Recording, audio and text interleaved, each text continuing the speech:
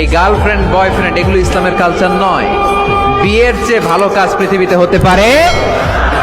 বিয়ে করতে গেলে বাপে বলে আগে নিজের পায়ে দাঁড়া। তো এতদিন ও কার পায়ে দাঁড়াইছে?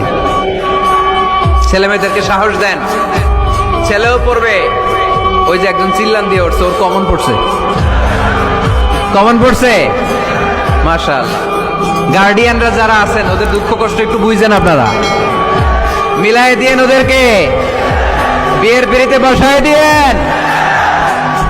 বিয়েতে করলাম, বিয়েতে বরকত। বিয়ের মতো ভালো কাজ হতে পারে না। সব নবীরা বিয়ে করেছেন। আর নিকাহ মিন সুন্নতি, বিয়ে আমার সুন্নাত।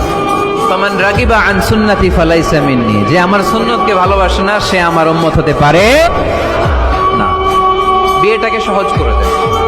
যেই সমাজে বিয়ে সহজ ওই সমাজে জিনা কঠিন, তাই না? যেই সমাজে জিনা সহজ ওই সমাজে বিয়ে কঠিন। আমাদের সমাজে জিনা করা সহজ, বিয়ে করতে লাগে 10 লাখ, জিনা করতে লাগে 1000, ঠিক কিনা? 10 লাখ টাকা ছাড়া বিয়ে করা যায় না। এটা লাগবে, ওইটা লাগবে, এই দাও, ওই দাও, মোহর দাও, বিশাল অঙ্কের মোহর। 10 লক্ষ টাকা ধার্য না করলে মেয়ে দিবে না। এরকম আছে না নাই?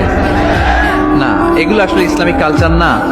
ছেলের বাবা মেয়ের বাবা উভয়কে আমি বলি বিয়েটা সহজ করে দেন, সহজ করে দেন। ছেলে পড়াশোনা করুক, সমস্যা নাই, মেয়েও পড়ুক, কিন্তু তারা পবিত্রভাবে তাদের সম্পর্ককে মেনটেন করুক, ঠিক কিনা? তাদের এই যৌবনের তাড়নায় যে পাপের সাথে জড়াবে তার পার্সেন্টেজ গুণা বাবা হিসেবে আপনার কাঁধেও আছে না নাই? এজন্য বাবারা সাবধান, মায়েরা সাবধান, বিয়েটাকে সহজ করেন। সময় মতো বিয়ে দিতে হবে, দেরি করা যাবে। বাপ মা বুঝে না, একজনকে হুজুর আব্বাই বুঝে না। গার্ডিয়ান যারা আছেন একটু সদয় হন।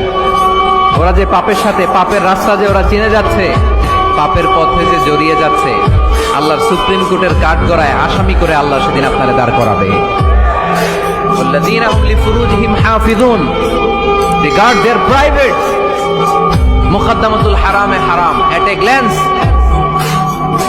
একটা নারীর দিকে চোখ পড়ে যাওয়া এটা হারাম না, কিন্তু এই চোখ পড়ার কারণে এটা জেনার দিকে নিয়ে যাবে, এজন্য এটাকেও হারাম করেছে কে?